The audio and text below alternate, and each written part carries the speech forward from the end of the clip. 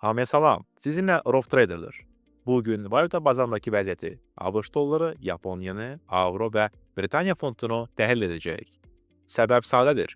Bazarda böyük struktur dəyişiklikləri baş verir və bu dolların gələcəyi üçün, xüsusən də 2026-cı il perspektivində ciddi narahatlıq yaradır.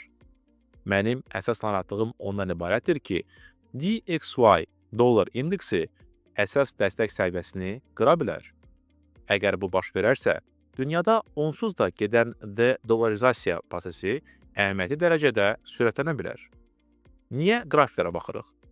Texniki analizdə biz duyğulara və ya şəxsi gözləntilərə əsaslanmırıq. Biz yalnız qrafiklərə baxırıq. Qiymət hər şeyi özü deyir. DXY qrafikində ilk diqqət çəkən məqam hələ 2022-ci ildə dolların digər valyutalara nisbətən güclü artım göstərdiyi vaxt formalaşmış güclü dəstək zonasıdır. O vaxtdan bəri qiymət dəfələrlə bu səviyyədə enib, geri sıçrayıb və yenidən ora qayıdıb. Bu, həmin diapazonun kritik əhəmiyyətli dayaq dəstək olduğunu açıq şəkildə göstərir. Bu dəstək təxminən 3 il 2022-dən 2025-ci ilin əvvəlinə qədər qorunub saxlanıldı. Lakin 2025-ci ilin aprelində hər şey dəyişən bir hadisə baş verdi. Məhz həmin vaxt Prezident Donald Trump'ın administrasiyası bir sıra ölkələrə qarşı tariflər tətbiq etdi. Tariflərin tətbiqindən sonra dollar dəstəyi aşağıya doğru qırır. Tariflər dolları niyə vurdu? Məsələ təkcə tariflərin özündə deyil. Tariflər səbəb yox, təklicə trigger olduğunu oynadı. Məntiqi düşünsək, digər ölkələr bu sualı verməyə başladılar. Əgər bu ABŞ bizə qarşı nəhəng təzyiq imkan verirsə, niyə biz ehtiyatlarımızı dollara saxlamalıyıq? Aktivlər dollarla nominasiya edildikdə ABŞ maliyyə, siyasi və iqtisadi nəzarət əldə edir. Bu məqam qaçılmaz olan bir prosesin sürətləndirdi. De-dollarizasiya onsuz da baş verəcəkdi. Məsələ yalnız vaxtda idi. 50 il, 20 il, yoxsa 10 il. İndi qrafiklər bu prosesin sürətləndiyini göstərir. Dəstək müqaviməti çevrildi. Qırılmadan sonra dollar bərpa olunmağa çalışdı. Kəskin sıçrayış oldu. Hətta səviyyədən yuxarıda günlük bağlanış da baş verdi. Lakin dönüşün təsdiqi gəlmədi. Qiymət təkrar səviyyəyə yaxınlaşdı. Onu təst etdi və hər dəfə şərt şəkildə geri atıldı. Texniki analizdə bu bir klassikadır. Qırılmış dəstək güclü müqavimətə çevrilir. Hazırda dollar üzrə müşahidə etdiyimiz məhz budur. Qısa müddətli dalğalanmalardan uzaqlaşıb, DXY dollar indeksinə uzun müddətli perspektivdə baxsaq, aydın olur ki, cari vəziyyət təsadüf və ya müvəqqəti bazar küyü deyil. 2008-ci il böhranından sonra dollar davamlı yüksələn trendə daxil olmuşdur. Bu artım bir neçə faktorla şərtlənirdi. Dolların dünya ehtiyat valyutası statusu, kapitalın təhlükəsiz limana qaçışı, ABŞ-ın bank sistemi və likvidliyi dəstəkləyən Fedin aqressiv siyasəti. Təxminən 17 il ərzində bu trend pozulmadı. Bütün korreksiyalar maksimalların yenilənməsi ilə bitirdi və dollar qlobal maliyyə sistemində dominant mövqeyini qoruyurdu. Lakin 2025-ci ildə qrafikdə həyəcan siqnalı peyda oldu. Başlanğıcını 2008-ci ildən götürən uzun müddətli yüksələn trend xətti qırılmış oldu. Bu, olduqca nadir və vacib hadisədir. Texniki analizdə bu cür qırılmalar tez-tez müvəqqəti korreksiyaya deyil, qlobal trendin dəyişməsinə işarə edir. Qırılmadan sonra qiymət trend xəttindən yuxarı sürətdə qayıda bilmədi. Hər sıçrayış əvvəlkindən daha zəif oldu, eniş zamanı həcmlər artmağa başladı. Bu onu göstərir ki, iri bazar iştirakçıları tədricə dollardan çıxırlar. Dollar sadəcə valyuta deyil, bu bütün ABŞ iqtisadi modelinin təməlidir.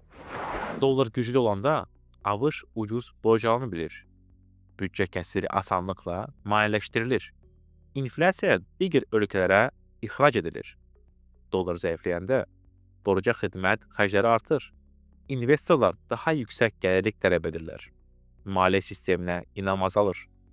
Məhz buna görə də uzun müddətli trendin qırılması təkcə bazar siqnalı deyil, həm də geosiyasi riskdir.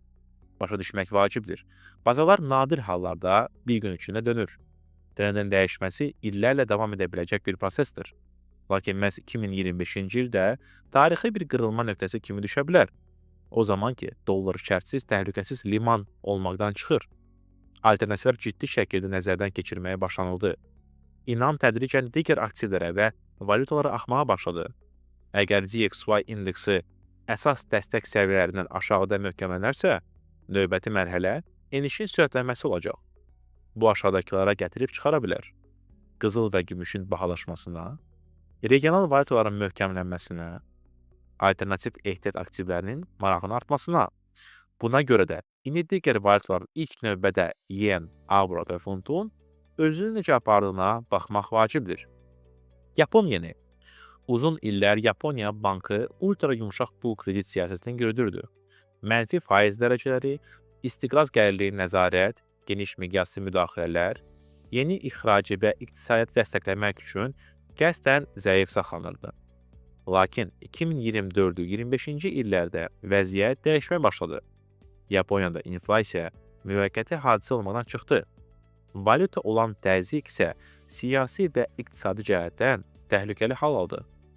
Nəticədə Yaponiya bankı istiqraz gəlirliyinin artmasına icazə verdi, stimulları ehtiyatla azaltmağa başladı, bazara başa saldı ki, sonsuz zəif yen erası sona çatır. Yaponiya Amerika istiqrazlarının ən böyük sahibkələrindən biridir. Əgər yen möhkəmlənirsə və Yaponiya bankının siyasəti dəyişirsə, bu deməkdir ki, ABŞ borcuna tələb azalır. ABŞ istiqrazlarının gəlirliyi artır. Dollara əlavə təzyiq yaranır. Məhz buna görə də yen üzrə dönüş lokal hadisə deyil, qlobal valyuta yerləşməsinin bir hissəsidir. Texniki analiz nöqteyi nəzərindən USD JPY cütlüyü əsas dəstək səviyyələrini qırır. Hər sıçrayış daha zəif olur. Enən trend formalaşır. Bu, yenin orta müddətli perspektivdə möhkəmlənməyinə davam etmək ehtimalını artırır. Yen mərkəzi bank siyasətinin qurbanı olmaqdan çıxır və yenidən öz tarixi funksiyasını, sistem risklərinin indikator rolunu oynamağa başlayır. Və əgər bu proses davam edərsə, diqqəti yetirilməli olan növbəti valyuta avrodur. Avro uzun müddətli problemli valyuta kimi qəbul edilirdi. Borc böhranları, Avropa İttifaqı daxilində fikri ayrılıqlar, zəif iqtisadi artım, bütün bunlar investorların inamını sarsılırdı. Lakin məhz dolların problemləri fonunda avro gözlənilən daha struktur dayanıqlığını nümayiş etdirməyə başlayır. Əgər Euro-USD cütünün qrafikinə uzun müddətli miqyasda baxsaq, vacib dəyişiklikləri görə bilərik. 2022-ci ildəki enişdən sonra avro çokullik dip formalaşdırdı. O vaxtdan bəri qiymət tədricən minimumları yeniləməyə dayandırdı, daha yüksək əsasları, yəni dibləri formalaşdırmağa başladı, enən kanaldan çıxdı. Bunlar trend dəyişikliyinin klassik əlamətləridir. Avronun özlüyündə güclü olması mütləq deyil. Dolların mövqe itirməsi kifayətdir. Dollar zəiflədikdə investorlar dollar aktivlərini azaldırlar, kapital alternativ valyuta yenidən paylanır, avro bu axını bir hissəsini təbii qəbul edicisinə çevrilir.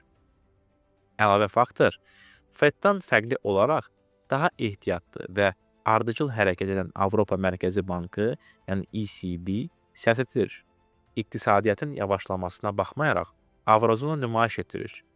Daha bahalaşdırılmış ticarət balansı, inflasiya təzyiqinin azalması, monetar stimullaşdırmadan daha az asılılıq.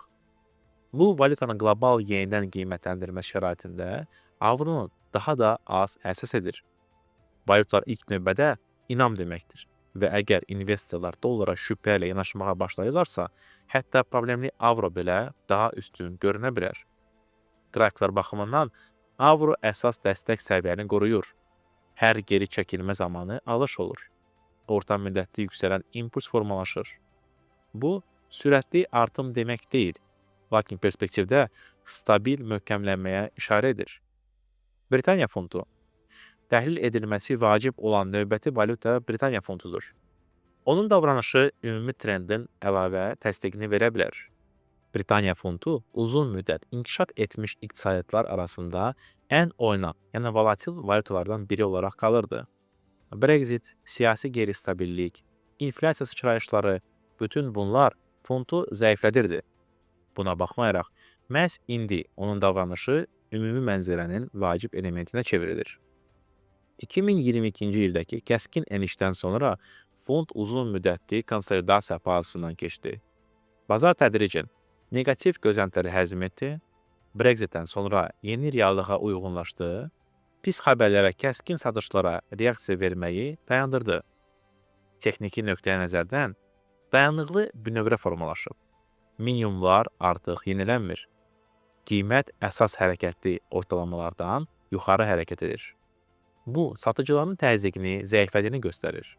Fond nadir hallarda valyuta bazarının lider olur. Lakin o tez-tez artıq formalaşmış hərəkəti təsdiqləyir.